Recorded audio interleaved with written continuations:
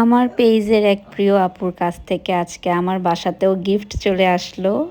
গিফটটা এসেছে সেই ভালুকা ময়মনসিংহ থেকে। আপুর হাজব্যান্ড আজকে ভোর সকালে আমাদের শোরুমে এসে এই গিফটটা পৌঁছে দিয়ে যায়। গতকাল আমি একটা পোস্ট করেছিলাম যে ঈদের আমেজ শুরু হয়ে গেছে, ঈদের জন্য আমি প্রিপারেশন কিভাবে নিচ্ছি, ফ্যান ক্লিন করছি। তখন আপু কমেন্টস করেছিল যে উনি সিরিঞ্জ পিঠা বানিয়েছে। তখন আমি রিপ্লাই করেছিলাম যে আমি অনেক দিন ধরে এই পিঠাটা খাই না, আমার আম্মু পাঠায় ফুল পিঠা, কিন্তু শহরে একা থাকি, এই পিঠা বানানোর ভেজালটা করা হয় না। তখন অনেকেই আরও কমেন্টস করেছে যে আলো ছায়া আপু, উনিও কমেন্টস করেছে যে ফুল পিঠা বানানোর ধুম পড়ছে চারদিকে। মানে আমাদের নরসিংদীর মানুষ, নরসিংদী তারপর নারায়ণগঞ্জ, ময়মনসিংহ এদিকের মানুষগুলো একটু পিঠা বানায় ঈদের সময়। তো আমি যেহেতু একা থাকি, ওইভাবে আমার পিঠার একটা আয়োজন করা হয় না। তো আমি কমেন্টসও ওইগুলোই শেয়ার করছিলাম ওনাদের সাথে। তখন সাদিয়া আপু আমার জন্য উনি মনে মনে প্ল্যান করেছে যে উনি আমার জন্য পিঠা পাঠাবে।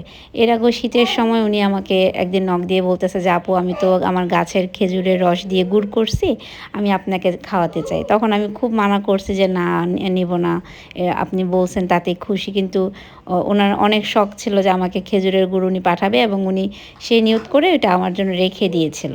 তারপর ওনার গাছের বড়ই ওইগুলো উনি শুকাইছে, ওইগুলো উনি আজকে পাঠাইছে এর সাথে।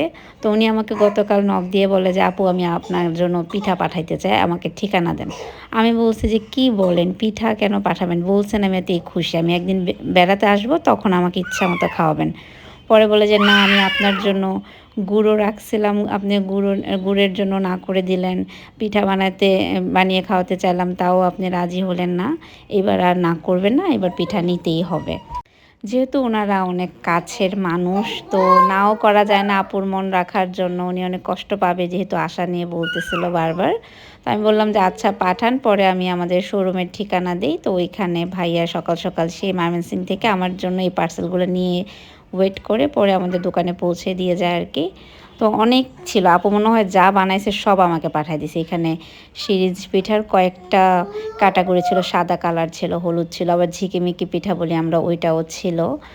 আমি দেখে তো বেশ খুশি হয়ে গেছি। আর কালকে মাত্র বানাইছে, তো এগুলো শুকাতে হবে রোদে। তা আপু আবার আমাকে ইনবক্সে বলে দিছে যে পিঠাটা হাতে পাওয়ার পর যেন আমি রোদে শুকাতে দেই। আর আমার দুইজন দেখেন ভয়েস দিচ্ছি, দুইজন দুই দিক থেকে চিল্লাচ্ছে কিছু করার নাই। আর ওনাদের গাছের বড়ই মেবি একটা টক আর একটা মিষ্টি, তো ওইটা দিয়ে আচার করব, গুড় যেহেতু দিয়েছে। আর গুড়টাও ওনার গাছের খেজুরের রসের গুড়। মানে গ্রামের মানুষরা আসলে অনেক ভালো থাকে, অমায়িক থাকে। শহরের মানুষের জন্য আপনি যতই করেন, আপনাকে ওইভাবে ফিল করে এভাবে ভালোবাসবে না। কিন্তু দেখেন, দূর থেকে আমাকে দেখে পেজে, অনলাইনের মাধ্যমে, কত ভালোবাসা, কত আবেগ। উনি সবসময় আমাকে সাপোর্ট করে, আমার সব কিছুতে ওনার সাপোর্ট ছিল। এবং ওনার কাছ থেকে এরকম একটা গিফট পাবো ঈদের আগে, এটা আমার জন্য, মানে আমি বলবো এটা ভালোবাসা এবং আমার জন্য একটা আশীর্বাদ। আর আমি আভার মা হয়েছি দেখে আমি ধন্য যে এত মানুষ আমাকে ভালোবাসে। আভা আমার জন্য একটা আশীর্বাদ, সবসময় আমি এই কথাটা বলি। তো খুব ভালো লেগেছে। সাদিয়া আপুকে অনেক ধন্যবাদ, আপনি আমার জন্য এত কিছু চিন্তা করে, এত ভালোবেসে সেই দূর থেকে এত ভালোবাসা মাখা গিফট পাঠিয়েছেন।